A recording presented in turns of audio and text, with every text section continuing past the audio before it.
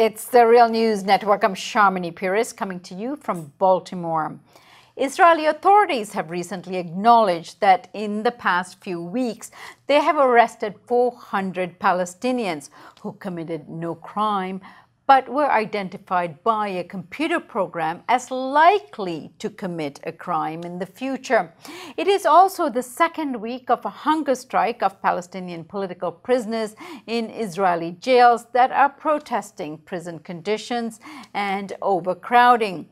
According to the Palestinian prisoners' rights organization, Adamir, there are currently 6,300 Palestinian political prisoners, which include 500 administrative detainees who are held without charges, 61 female prisoners, and 300 child prisoners. These numbers do not include the 400 I mentioned above.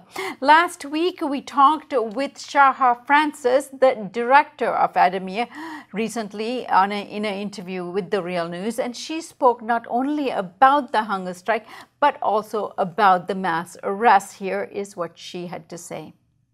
Actually, these mass arrest campaigns were launched since almost more than 2 years under the argument that all these people are involved in incitement. You know, this has become the trend in the last couple of years, arresting people for their social media activities, whether publishing things on Facebook or Twitter or in other social media, and they are arresting lots of activists from the ground, peaceful activists that they are joining the demonstrations against settlements and the wall and so on.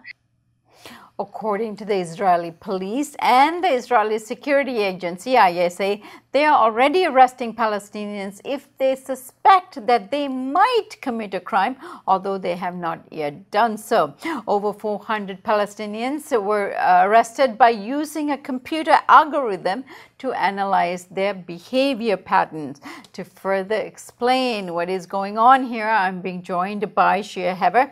Shir is a Real News correspondent in Heidelberg, Germany. Shir had been living in Israel, where he worked with the Alternative Information Center. Thanks for joining us today, Shir.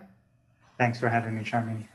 So, Shir, what is this algorithm, and how do the Israeli police and the secret police know when someone is about to commit a crime? Of course, we don't know exactly what is the program and how it works, but this is a series of Israeli companies that develop this kind of algorithm. And the idea is that they track social media, but not only social media, but also information about the individual in order to try to predict their behavior. And the point is that if somebody has lost a relative, for example, to an attack by the Israeli military or by colonists, or if somebody has just lost their jobs, they're considered now to be a security risk because maybe they will be frustrated and maybe they will seek revenge. So this creates an algorithm where people are double punished. For example, you've lost a sibling to Israeli aggression, then suddenly you are arrested because you might consider committing a crime, and therefore people are punished twice. Right. And Shir, why would the Israeli police and secret police even admit to arresting innocent people? This is a major part of this story. The story was actually uncovered by John Brown, which is an Israeli journalist who is covering human rights violations by the Israeli authorities. But this is not his real name. It's a pseudonym. He prefers to remain anonymous. His sources are actually Israeli police and secret police operatives who are willing to admit that they are arresting people based on their prediction of their future behavior, because this creates a business opportunity for these companies. The companies who are providing these algorithms are not just selling them to the Israeli police, but they also try to export them to other governments. So the point is, if they can show that they're successfully preventing terrorism by arresting these people, then they will have better sales for their program. So, Shira, in the age of a lot of terrorism and hyper national security concerns, isn't it actually a good thing to be able to detect that there is a crime being planned or a crime underway and use the technology you have in order to preemptively stop the process by arresting the people involved?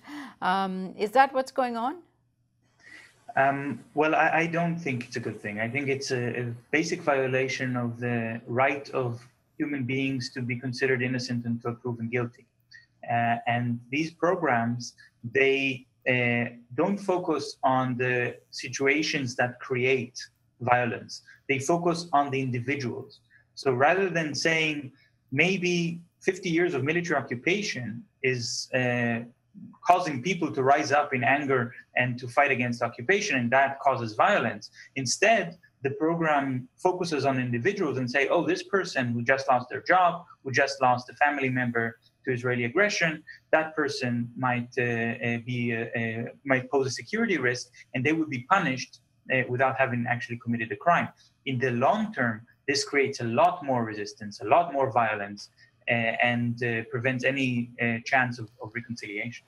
And Shia, are the streets of Israel safer as a result of the usage of this kind of technology? Absolutely not. What the Israeli officials and the Israeli journalists who are reporting on this new algorithm, they're trying to promote these companies, but they also have to admit that the attacks continue. Palestinians are not willing to sit tight and remain under occupation. And because the level of frustration is very high, this is now the 50th year of military occupation in Palestine, then a lot of Palestinians do resort to violence, and there has been a series of attacks, also following this massive wave of arrests that we're now talking about, which proves that when somebody just decides to act in violence, that these algorithms have no success in predicting that. And at this moment, we mentioned earlier that there is a hunger strike of Palestinian prisoners that is getting worldwide attention.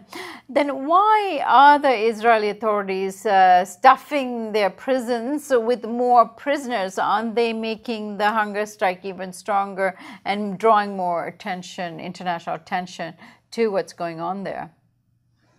Well, absolutely. The Israeli authorities are not acting in a rational manner. As a colonial power, they are trapped in a sort of power struggle with the Palestinians. They have to keep showing and proving to the Israeli public and to the Palestinians and to themselves that they are able to always act any way they want, even if it doesn't make sense or even if it's not the best course of action. That means that if the Palestinians choose to protest the occupation, and this year, the 50th year of Israeli occupation, is a very important milestone, and a lot of Palestinians are indeed protesting, then the Israeli authorities have to prove that they can crush these protests. And actually, they're doing that in a very arbitrary, very heavy-handed manner. And by increasing the population of the prisoners, just as this major hunger strike enters now its second week, this is something that is certainly making the Israeli authorities look bad,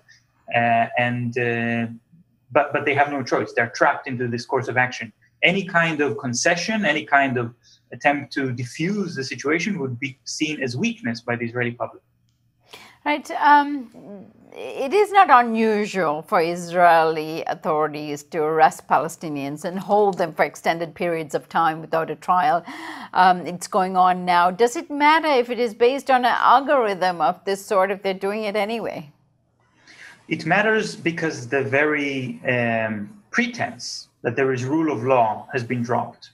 Because rather than saying that these people are guilty of incitement, which was the argument so far, now they're not even bothering to blame them of incitement. They're just arresting them for future crimes. So a line has been crossed.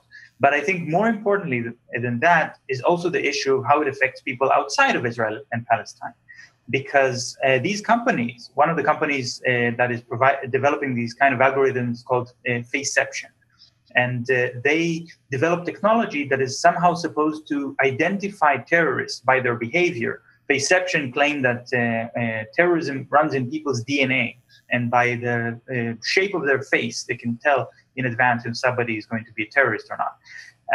And these kind of companies are hawking their technology, and they get the Israeli authorities to use that technology in order to arrest Palestinians. Right now, they have no success because this technology is not successful in actually preventing resistance by Palestinians or violent acts by individual Palestinians. But they only needed to work once, because if at some point they're going to arrest a lot of Palestinians and then violence will go down, then they would be able to claim this is thanks to our technology, and they'll be able to sell that technology to customers in Europe, in America, in other countries around the world. And that's exactly the risk, because in the end, it's people all around the world who would be subject to that kind of algorithm that might get them arrested without them having done it. Shir Hevarai, thank you so much for joining us today. Thank you, Sharmini. And thank you for joining us here on the Real News Network.